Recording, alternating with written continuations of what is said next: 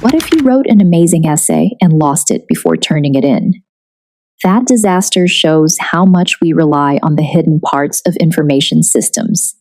Every tech task you do, typing, saving, printing, follows the same pattern.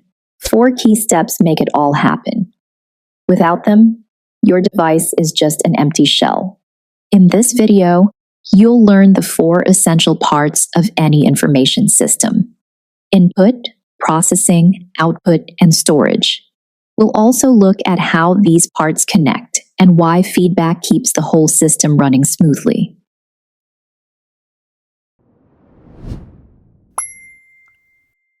First up, input.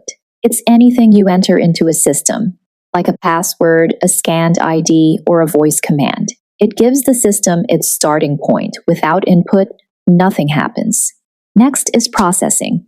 This is when the system takes your input and turns it into something useful. Inside the system, software and hardware work together to organize, calculate, or convert your data, like turning raw numbers into a budget chart.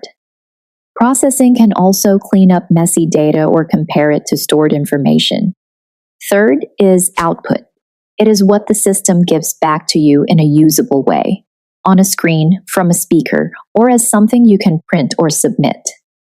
Think of it as the part you actually see or hear after everything behind the scenes has worked. Lastly, storage lets you keep information so you can come back to it later, like saved photos, downloaded songs, or game progress. Storage can be short-term, like a clipboard, or long-term, like a hard drive or the cloud. We just map the whole system, from what you enter to what you get back, and how it all keeps improving. Pause for a minute to lock the basics before we level up. Want to turn those milestones into mastery? Tap the link to access the practice test, flashcards, and study guide, then jump right back into the video. Lock in what you learned and keep going. With the core pieces fresh, watch how they form a cycle you use every day, especially when storage is handled correctly.